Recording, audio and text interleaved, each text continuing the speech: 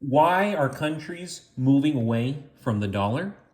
Good evening, folks, and welcome back to another episode of Silver Dad Knows. Remember, always live with no edits. If this is your first time here, hit that subscribe button now, as you're going to like what I'm about to say.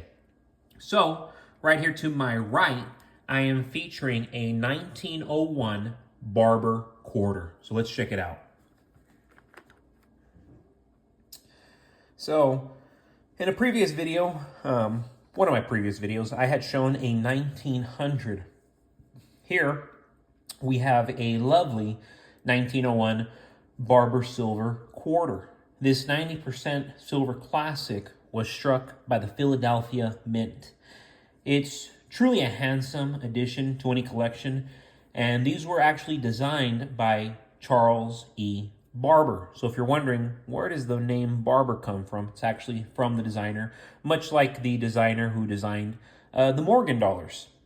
So right here on the reverse, we see Liberty in a cap and a laurel wreath.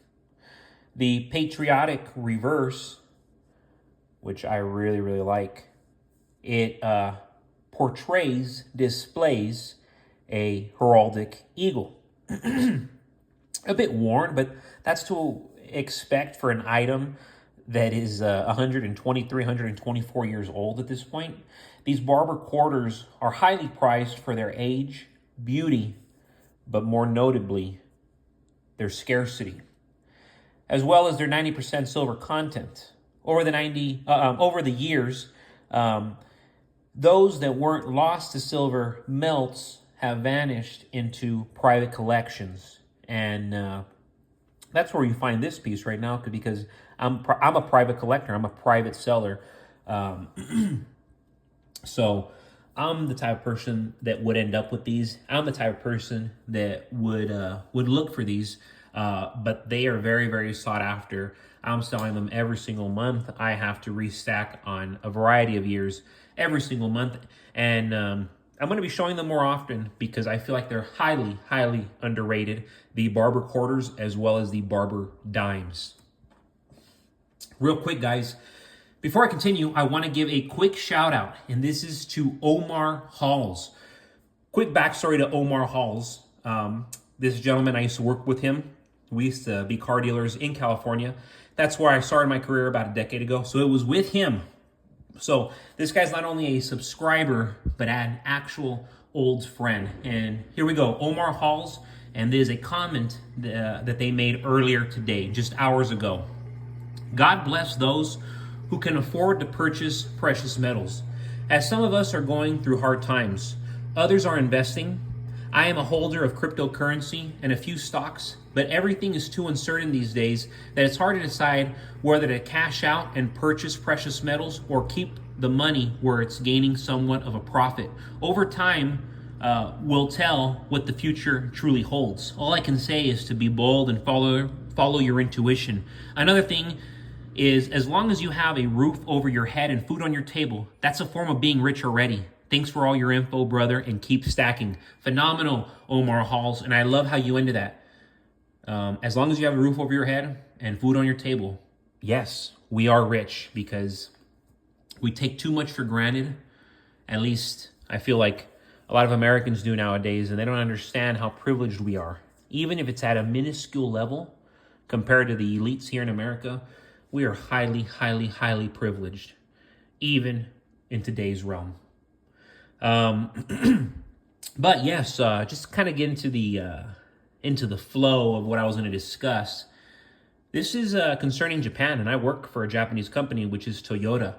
But if Japan starts selling off debt and they start to move away from the dollar, which many countries already are, what's to become of our empire?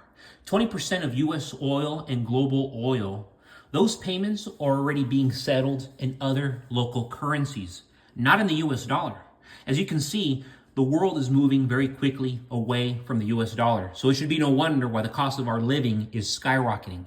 Gold and silver have already entered what appears to be a 1970s bull run, but this time it's going to be much more dramatic. In 1971, Nixon took us off of the gold standard, and through that following decade, gold went from 35 an ounce to 850 an ounce. Massive, a 24 times increase. Look around. Countries across the globe are de-dollarizing left and right. America has record debt of over 34 trillion, with unfunded liabilities of another 175 trillion. America needs to sell $11 trillion worth of debt every year from now until at least 2030. But what does this mean when countries are selling U.S. debt and not buying it? Remember, just last week, China sold $53.3 billion worth of U.S. debt and in turn bought gold and silver. Financial experts at the highest levels and central banks are buying precious metals in real time at record amounts. Why are countries moving away from the dollar? Because the U.S. dollar has been weaponized for the last decade and was a store of value that countries trusted. For the longest time, countries needed the U.S. dollar to trade in the global market. But now none of that is true. J.P. Morgan said it himself.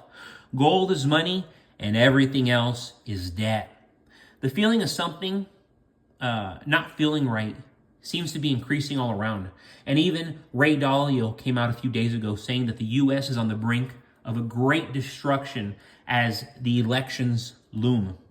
Ray Dalio, well known for his book Principles, discusses dealing with the changing world order and a 6-stage cycle of history. He says America is already in stage 5, which is the brink of great destruction, excessive debt creation, the international order being challenged due to power conflicts, massive tech changes, and a strategic act of nature, floods, droughts, pandemics. When all these things happen together, this is stage 5 of the cycle. Sadly, I don't believe whoever wins this next election will make a true difference, because just look at how far the world has moved these last 4 years.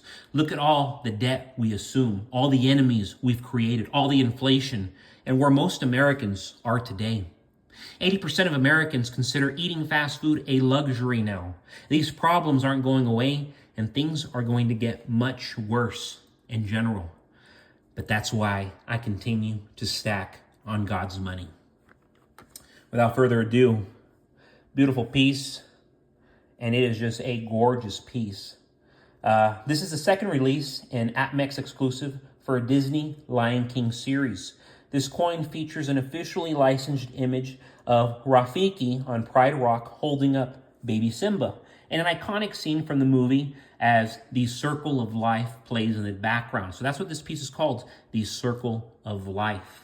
The Lion King was an iconic film released in the mid-1990s and has been a favorite of movie lovers ever since. These Circle of Life pieces have a limited mintage of only 25,000 coins worldwide. Right here we have the Averse, which features Ian Rank Broadley's Queen Elizabeth II. And of course, just want to show that off a little bit more impressive right there. You go to the reverse, and then you have Rafiki standing on Pride Rock while holding up baby Simba.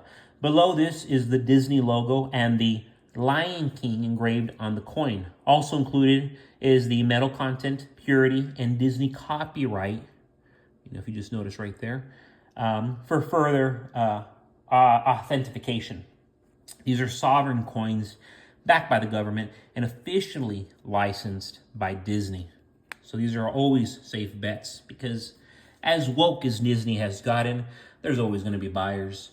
Real quick, guys, just to end this evening, this is my final shout out, and this is to Octagram2955, a comment from earlier today. Octagram2955. My family can't fathom why I haven't invested into buying a home. Sure, it's good to buy and sell, rent, but if I could afford it, then I'd get it on a loan and invest the difference. But buy if you can pay stands in my eyes. But I see quote-unquote home ownership as somewhat of a myth. The bank/the government owns it. If it can be taken away, if you don't pay for it, do you own it? I could be wrong about this, but it never sat right with me. Feels like a trap. Very, very great comment, Octagram2955. I'll tell you this, the reason why I actually bought a home is because I have a baby boy. I don't have a massive house, but I am raising a child and I plan to have more children. That is truly the only reason why I bought a home. So kind of to add on to what you're saying, to an extent, I agree to what you're to what you're saying. If you can figure out a way to stack up money, a smarter way, because right now real estate is, a very smart way to make money. If you know what you're doing, most people will lose like anything else that you're investing in. But guys, as always, thank you so much for joining us for another episode of Silver Dad Knows. Remember, God bless you. God bless your household. And as always, God bless America.